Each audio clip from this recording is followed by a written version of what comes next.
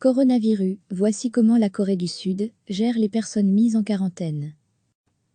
En Corée du Sud, le nombre d'infections quotidiennes au nouveau coronavirus est passé ce lundi sous la barre des 50 cas pour la première fois depuis fin février, selon les autorités sanitaires du pays.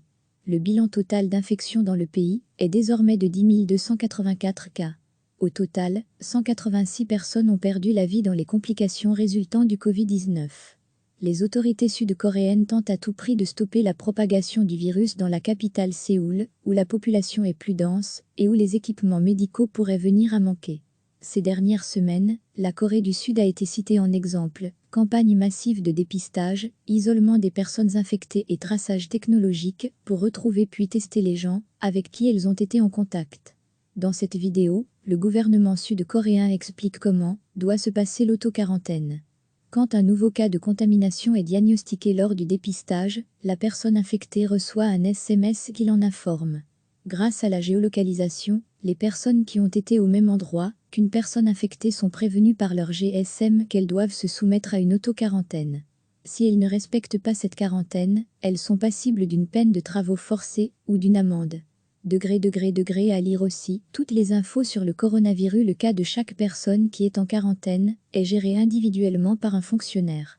Elle reçoit un kit de quarantaine comprenant du gel hydroalcoolique pour les mains, du désinfectant, des sacs spécifiques pour déchets médicaux et un manuel d'instruction. Les autorités lui font aussi parvenir un colis contenant de l'eau et de la nourriture pour 2 semaines. Les personnes en quarantaine doivent télécharger une application mobile spécifique par laquelle elles envoient 2 fois par jour un rapport sur leur état de santé. Cette application envoie une alerte lorsque la personne quitte son lieu de quarantaine. Les personnes qui n'ont pas droit à des congés payés peuvent demander une aide financière urgente au gouvernement. Un programme d'aide psychologique est aussi disponible, ainsi qu'un service gratuit de streaming. La personne en quarantaine doit mettre ses déchets dans un sac spécifique qui sera déposé dans un autre sac sur lequel elle asperge du désinfectant. Avant de déposer ce sac devant sa porte, elle prévient un service qui viendra le chercher immédiatement. Recevez chaque matin l'essentiel de l'actualité. En Corée du Sud, le nombre d'infections quotidiennes au nouveau coronavirus est passé ce lundi sous la barre des 50 cas pour la première fois depuis fin février, selon les autorités sanitaires du pays. Le bilan total d'infections dans le pays est désormais de 10 284 cas. Au total, 186 personnes ont perdu la vie dans les complications résultant du Covid-19. Les autorités sud-coréennes tentent à tout prix de stopper la propagation du virus dans la capitale Séoul, où la population est plus dense et où les équipements médicaux pourraient venir à manquer.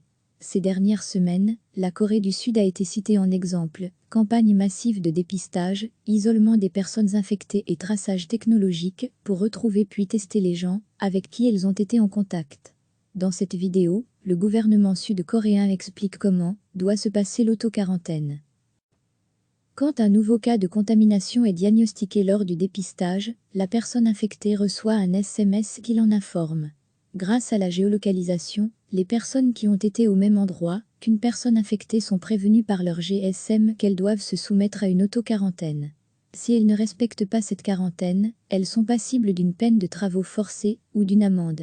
À lire aussi toutes les infos sur le coronavirus. Le cas de chaque personne qui est en quarantaine est géré individuellement par un fonctionnaire.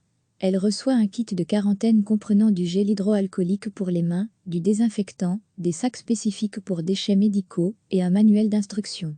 Les autorités lui font aussi parvenir un colis contenant de l'eau et de la nourriture pour 2 semaines. Les personnes en quarantaine doivent télécharger une application mobile spécifique par laquelle elles envoient 2 fois par jour un rapport sur leur état de santé. Cette application envoie une alerte lorsque la personne quitte son lieu de quarantaine. Les personnes qui n'ont pas droit à des congés payés peuvent demander une aide financière urgente au gouvernement. Un programme d'aide psychologique est aussi disponible, ainsi qu'un service gratuit de streaming. La personne en quarantaine doit mettre ses déchets dans un sac spécifique qui sera déposé dans un autre sac sur lequel elle asperge du désinfectant. Avant de déposer ce sac devant sa porte, elle prévient un service qui viendra le chercher immédiatement. Cliquez sur s'abonner pour recevoir les dernières nouvelles.